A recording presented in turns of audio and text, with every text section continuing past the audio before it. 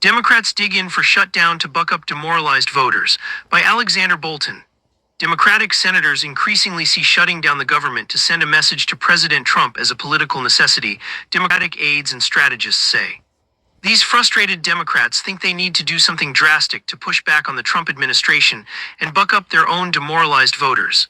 And the looming September 30th government funding deadline may be one of their best remaining chances. Senate Democratic leader Chuck Schumer DNY thinks the hardline Democratic strategy is starting to pay off after Trump agreed to meet with Democratic leaders at the White House Monday, something the president had previously refused to do. We have been resolute that we need a meeting, that we need a real negotiation, that you do not do this by one party putting together a completely partisan bill and saying, take it or leave it. So they felt the heat, Schumer told NBC's Meet the Press in an interview Sunday.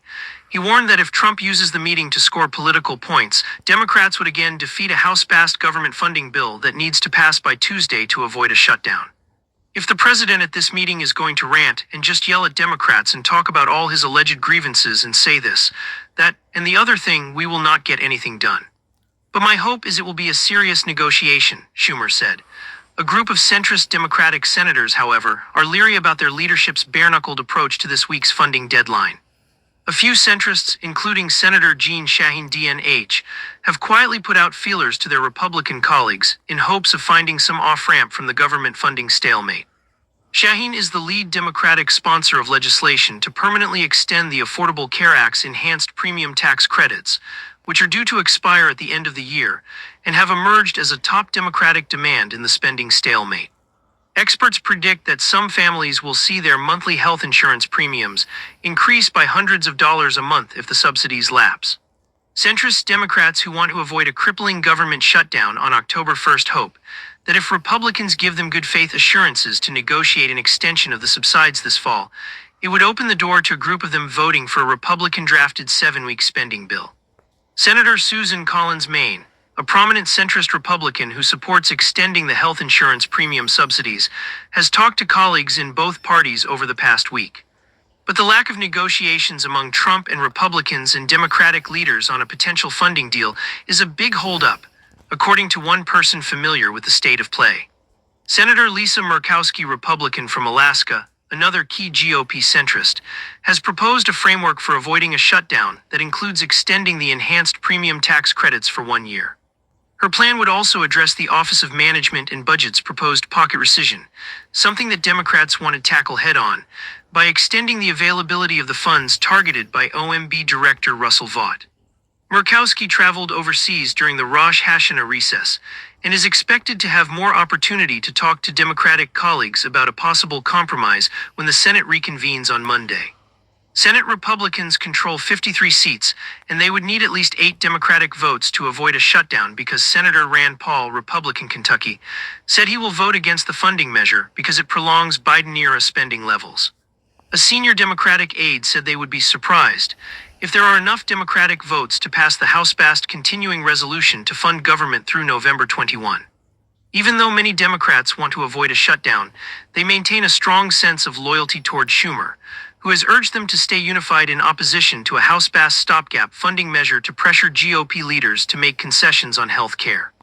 If a significant number of Senate Democrats vote for the funding stopgap, which House Republicans drafted without any bipartisan input, it would be a direct slap at Schumer's leadership, say Democratic strategists. One Democratic strategist who requested anonymity to comment on discussions within the Senate Democratic Caucus said that Democratic senators have an array of different opinions about how to handle the looming shutdown vote. There is a free-for-all in terms of Democratic thoughts on what should happen on this, the source said. The source said there is a possibility that as many 8 Democrats could buck their leadership and vote for the Republican funding stopgap. Unity right now is not great, that is part of the problem. I could see a few people coalescing together and saying, we do not want to do this, the strategist said, referring to Democrats who are reluctant to vote against the continuing resolution and triggering a shutdown. Ron Bongian, a Republican strategist who previously served as a leadership aide in both the Senate and House, said Democrats would have a weak hand if they defeat the funding measure and trigger a shutdown. Trump and the Republicans are moving faster than the Democrats can react, he said, noting that Democrats tried to capitalize on Trump's refusal to meet with Schumer and House Democratic leader Hakeem Jeffries DNY last week. Trump quickly outflanked his Democratic opponents by changing the conversation with a memo issued by the Office of Management and Budget Directing Agencies to prepare for mass layoffs of federal workers at programs not aligned with the president's priorities.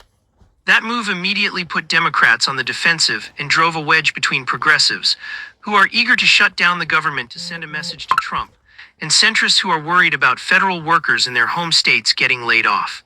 Schumer, who voted for a GOP-drafted 6-month government funding measure in March because he feared a shutdown would give Trump too much power, has argued to colleagues in recent days that the political dynamics of late September are a lot different than they were earlier this year. He still acknowledges that Trump would have more power if the government shuts down, but he now says Trump is going to attempt to exercise sweeping power no matter what, whether or not the government is open, and whether or not he has legal authority to do so, according to a person familiar with the internal discussions.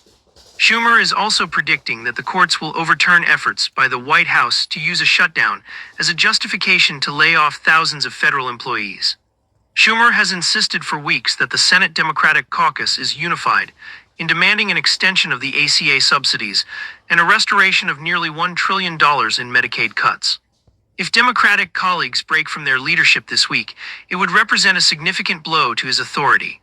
Senator John Fetterman, Pennsylvania, was the only Democrat to support the House Republican-drafted continuing resolution when it came to the Senate floor on September 19th.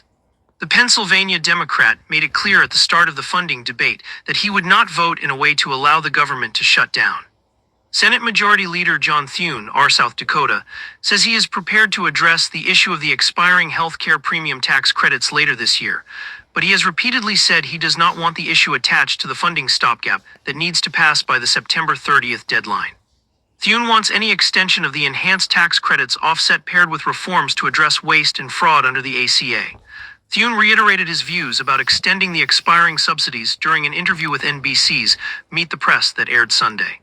Set the American people free, keep the government open, and then let us have a conversation about those premium tax credits, he said. He said the health insurance premium subsidies program is desperately in need of reform and fraught with waste, fraud, and abuse. We are going to have reforms if we take action there, but I think there is potentially a path forward, he said.